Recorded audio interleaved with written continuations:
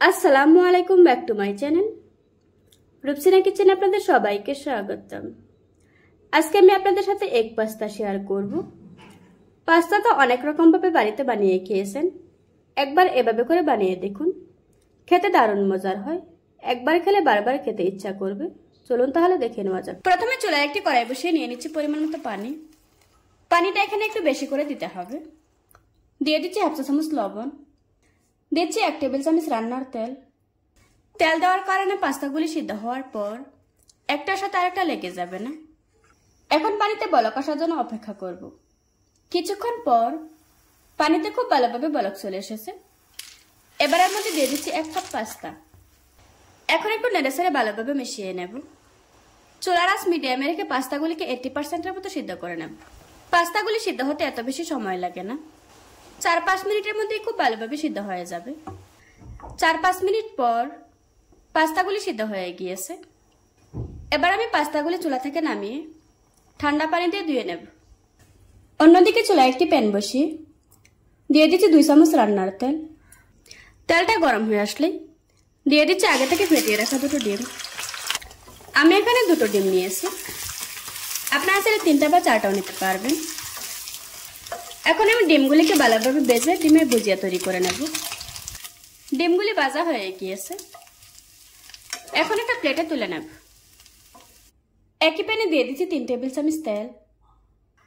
তেলটা ভালোভাবে গরম করে নিয়েছি। এবার দিয়ে দিচ্ছি হাফ চা চামচ আস্ত জিরা। এখন একটু নেড়েচেড়ে দিয়ে দিচ্ছি বড় সাইজের একটা পেঁয়াজ কুচি, দিয়ে দিচ্ছি বড় সাইজের একটা ক্যাপসিকাম কুচি, তারপর দিয়ে দিচ্ছি ছোট সাইজের একটা টমেটো কুচি, দিচ্ছি কিছু কাঁচামরিচ কুচি। তবে জালটা আপনারা আপনাদের পছন্দ অনুযায়ী দিয়ে নেবেন।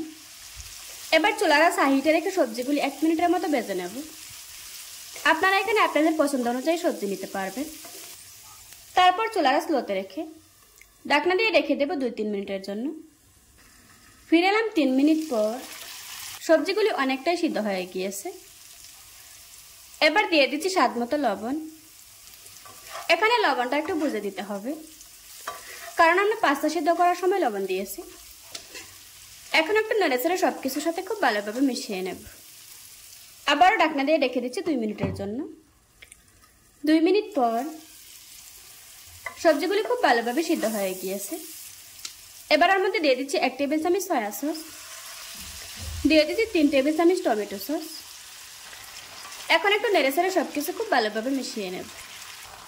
এবার দিয়ে দিচ্ছি আগে থেকে সিদ্ধ করে রাখা পাস্তা। এখন পাস্তাগুলির সাথে সবকিছু খুব ভালোভাবে মিশিয়ে নেব। চুলার আঁচ মিডিয়ামে রেখে পাস্তাগুলিকে 2-3 মিনিট ভেজে নিতে হবে। এভাবে করে 2-3 মিনিট ভেজে নিলে পাস্তাটা খেতে ভালো লাগবে। 3 মিনিট ভেজে নেওয়ার পর দিয়ে দিচ্ছি 2 চামচ ম্যাগি মশলা, দিচ্ছি আগে থেকে ভেজে রাখা ডিম। এখন একটু নেড়েচেড়ে সবকিছু খুব ভালোভাবে মিশিয়ে নেব। আর এভাবে করে কিছুক্ষণ ভেজে নেব। কিছুক্ষণ ভেজে নেওয়ার পর এগ পাস্তা তৈরি করা হয়ে গিয়েছে। এবার আমি চুলা থেকে নামিয়ে নেব। দেখুন বন্ধুরা, আমার পাস্তা রান্না করা হয়ে গিয়েছে। আশা করছি আজকের এই সহজ রেসিপিটা আপনাদের কাছে ভালো লাগবে। ভালো লাগলে আমার চ্যানেলটা সাবস্ক্রাইব করে পাশে থাকা বেল বাটনটি অন করে রাখবেন। আবারও কথা হচ্ছে নতুন কোনো ভিডিওতে। ততক্ষণ সুস্থ থাকুন, ভালো থাকবেন। আল্লাহ হাফেজ।